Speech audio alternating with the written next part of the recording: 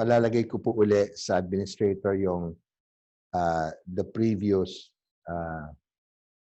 slide that shows us the application of this parable according to the Gospel of Matthew. Pwede bang ilagay yung slide with the Word of God? Yan. Ito po. The next slide, please. Yes. Thank you. Tingnan niyo po yung sa scripture text, verse 22. It's about the seed sown among thorns, no? Pero nakalagay po, because of the lure of riches, the seed was choked and it bears no fruit. Baka akala niyo po na sa the seed that fell on the path, the seed that fell on rocky ground, the seed that fell now on among the thorns, actually ang effect is the same as it says here at the end of verse 22. It bears no fruit. Hindi lang po yung it bears no fruit doon sa lured by riches. It falls on thorns and thistles. Kasi sa footpath, kinain ng birds. No fruit. Doon sa rocky ground, it withered because, impulsive joy, pero wala namang rootedness, may konting tribulation about the word, it bore no fruit. So kung titignan po natin, may tatlong bahagi sa parable ni Jesus that it says it bears no fruit, no? Bears no fruit. Footpath, rocky ground, thorns and thistles. Pero doon po sa rich soil, kita niyo ending dyan, verse 23, nakalagay, it bears fruit. Okay? Klaro, no? Pero tingnan niyo po, nasan po ba kayo? Simple lang ang tanong dyan eh. Doon ka ba sa bears no fruit o bears fruit? Dalawang naman yan eh. So sabi niyo, Father, sa akin yata, doon ako sa bears fruit.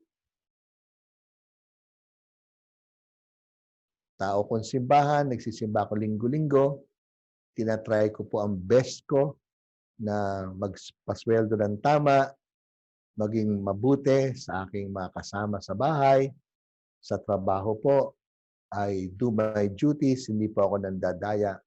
That's nice. Pero tingnan niyo po yung bears fruit. Tatlong klase din na tao. Either it bears fruit, tingnan sa ending, yielding 100-fold or 60-fold or 30-fold.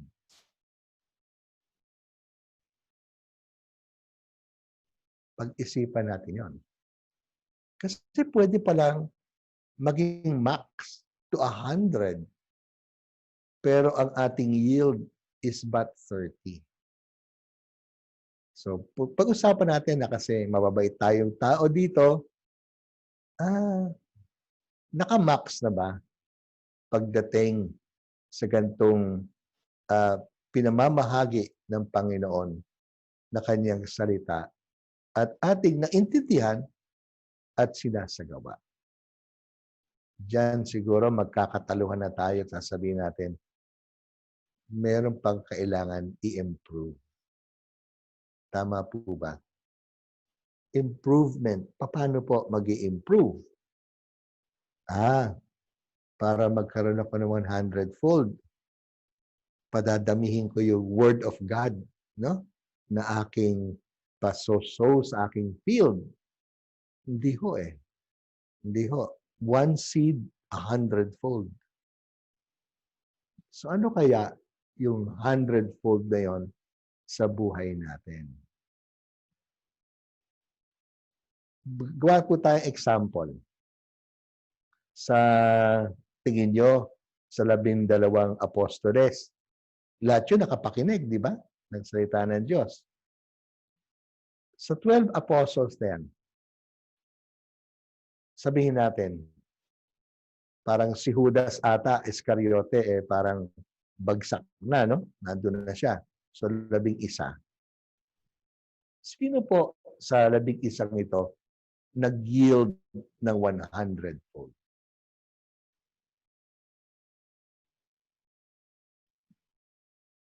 Sabi nila, si San Pedro daw. Tingnan natin. Di ba? He denied the Lord 3 times. No?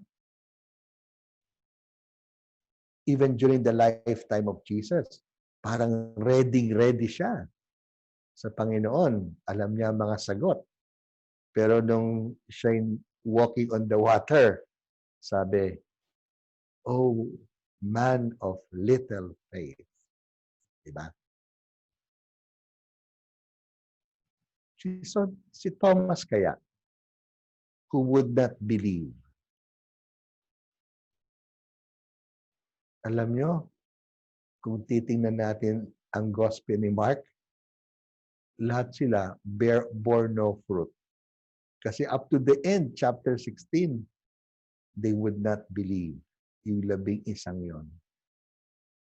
And yet, Jesus told them in chapter 16, "But I send you, go and proclaim the gospel." Brothers and sisters, bahala na ang Diyos. Whether we are 30-fold, 60-fold, or 100-fold, huwag na nating tanungin. Ang gawin natin po araw-araw, try to live the word. At saan po galing ang word ng Diyos? Of course, definitely, scriptures, di ba? Salita ng Diyos ang tawag dyan eh. Yung tamang sinabi, payo, suggestion, baka minsan utos ng tatay mo, nanay mo. 30 years old na ako. Ba't pa siya magsasalita? Alam ko na dapat kong gawin. Pero baka yun ang word of God. O kaya, yung kahit bruskong pagkasabi sa iyo ng iyong asawa. Di ba? At sabi mo, ikaw din naman makasalanan ka rin eh. Kung sa tingin mo yung asawa mo demonyo, wala siyang magandang salita, pwede rin siguro magsalita eh. Kasi sa Diyos naman, anak ng Diyos lahat eh. The Word of God is alive in the day-to-day encounter we have with Him among the persons we live. Yun siguro ang ating growth pattern eh. Kung kaya po nating buksan, yun ang rich soil eh, buksan ang ating puso. Sa anumang lugar, paraan, ang Diyos nais magsalita. May gustong pagawa. Merong parang suggestion na mag-improve ng ugali. Otherwise, we wake up, we eat, we sleep. And the next day, we're just the same. And the yield, Diyos nga ang bahala. Pero we find not much improvement in life. Sa October po, merong isang Carlo Acutis na gagawing blessed si Pope Francis. Young man. I think mga 15 years old. Parang ganon. I-google niyo po, Carlos Acutis. It seems from Argentina. Simple lang sa kanya eh. Ang gusto lang niya ay kanyang mahalin at isabuhay ang Eucharist. Yung kanyang tinatanggap na katawan ni Kristo every day that he also prays to and adores every day. Ibang uri po ang buhay ng batang ito. Ang galing. When I read it the other day, there is, I think, a simple video coming to be viral. It's in the YouTube, I believe. Carlos Acutis. Very, very impressive, but very heartwarming in our days. That also God speaks through not only to, but through the little ones.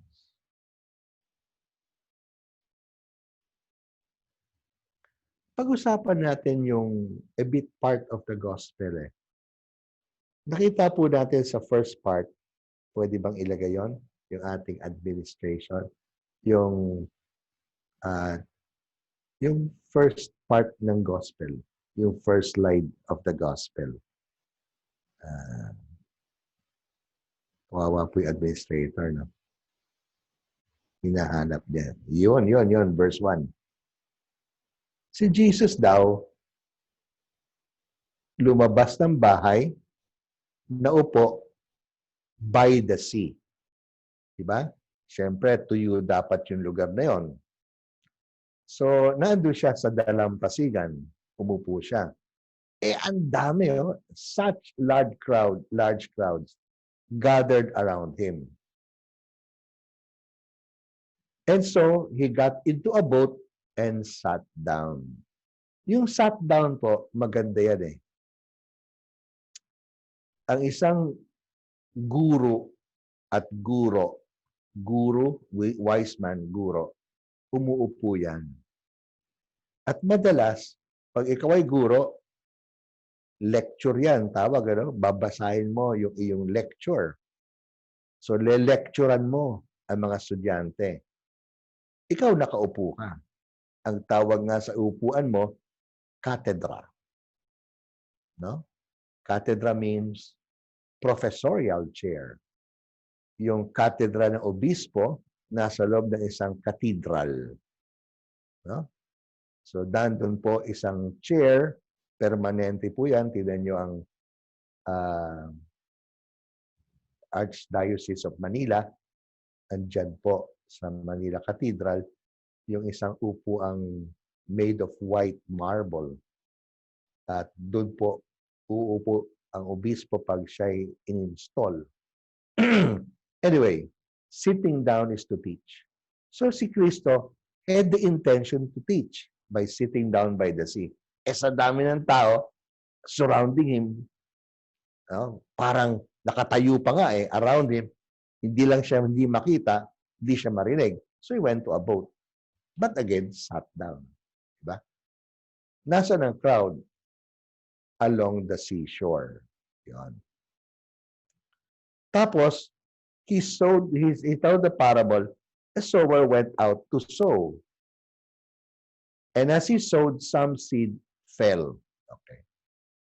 So, sino ngayon ang kausap ni Jesucristo? The large crowd. Nasaan sila? Along the seashore. Si Kristo, wala sa seashore. Nasaan siya? Naandun po siya sa bangka. Hindi po siya nakatayo sa tubig, naandun siya nakaupo sa bangka. Pero hindi po siya bahagi ng mga crowd sa seashore. Yan.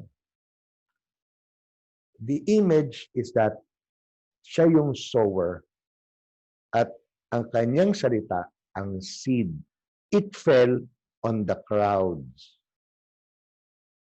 on the seashore. And therefore, ang ibig sabihin nun, si Jesus talaga ang dapat nating maging pagmamasid everyday.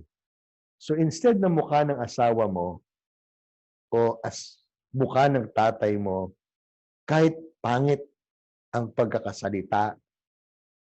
Pero tingnan natin, let's accept, baka may sinasabi ang Panginoon.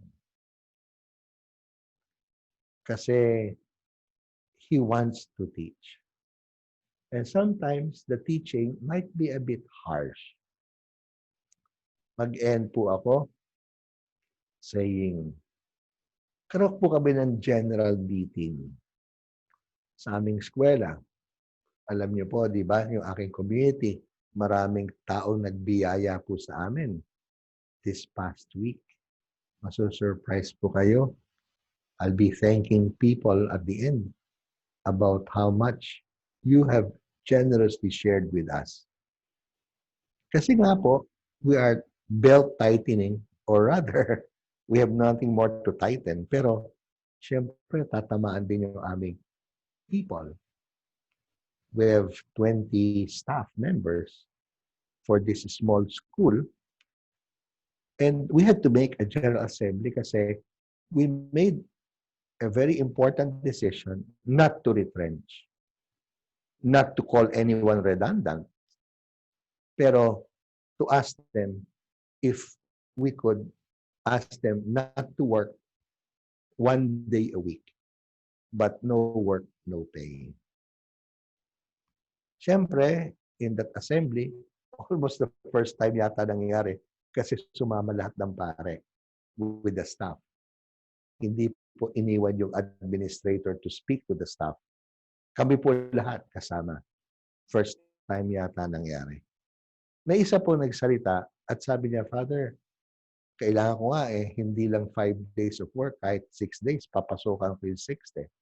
Tapos ngayon, kakaltasan nyo at magiging 4 days a week na lang ako. Parang hindi ko yata kaya, Father. Well, I tried to listen as much as possible to what this person is trying to tell us. And I think I can hear that very well. And I could look around, I was at the back, ang lahat pong tumutugo. Yeah. Mga ganun lahat.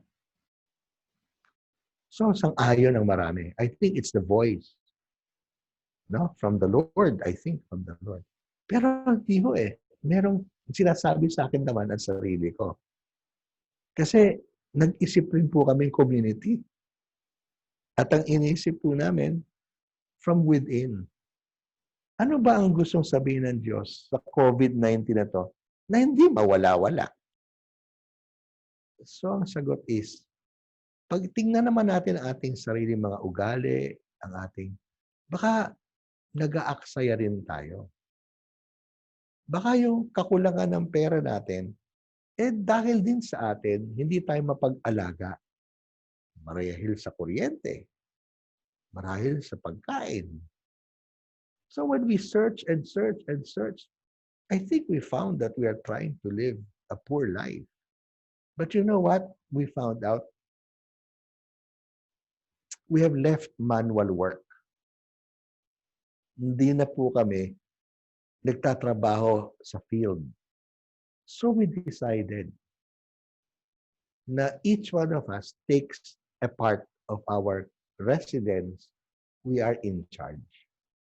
At kapag nakita namin may karubihan, kasi meron naman kami kasambahay na maglilinis Monday through Saturday, pero ngayon mawawala ng isa araw, yung in charge, ayusin na niya. In fact, baka hindi na niya antayin ang kasambahay. Dumating, kung nakita niya, hindi maayos, kahit bukas na andyan yan, ayusin na niya.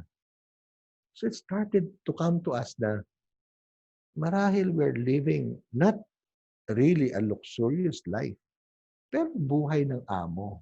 Meron naman maglilinis, siyang bahala. So, we took a kind of, sige, take charge. Alam nyo, sabi ng isang Vietnamese namin, Father, i-involve ko pa yung ibang mga Vietnamese sa seminaryo. Alam nyo, nung binigay sa kanila yung garden na panay, tall grass lang naman, ginawa nilang farm. At nagtatanim sila ngayon ng kung ano-anong vegetables. But they're still clearing the ground. Huh? It's already 10 days. They're clearing the ground. But you could imagine yung pawis and katuwa-tuwa eh. You know, parang nakita mo na before, there was no activity. Kaya nga, tall grasses lang eh. Ngayon, it's converted into a farm. So sabi ko doon sa assembly, alam niyo po, nakita niyo naman dito ang aming residents, yung mga seminarista kasama namin, mga brothers, mga pare, especially the Vietnamese, they're in the farm. Yung isa, nag-start siya ng small chickens, tapos bili-bili ng konti. Ngayon, 20 na po. Magkakaroon kami ng farm of chickens. At siya po nag-aalaga. What I'm saying is that sinabi ko sa kanila, siguro maganda rin po, in this COVID, magtanong sa pamilya, among yourselves, is there something God is telling us to improve even on the way that we spend? Para sa ganon, pwede pa rin magkasya kahit one day, no work, no pay. Tahimik po, siyempre. Ewan ko, baka tingin nila it's an imposition of a word of a priest. Pero I told it to myself. I'd like to ask myself at this time to listen more deeply because I'm sure this is not a punishment of God. I'm very certain this is God's grace for all of us. Allowing the word to flourish and really come beyond 30-fold, beyond what we are just normally harvesting time and again. Allow God, to be Lord of your life, and let His word abide with us this week, and let it be not only understood, but take root, so that God, who gives the rain, first reading, and fertilizes our lives with His graces, that this life will not return to Him without bearing fruit.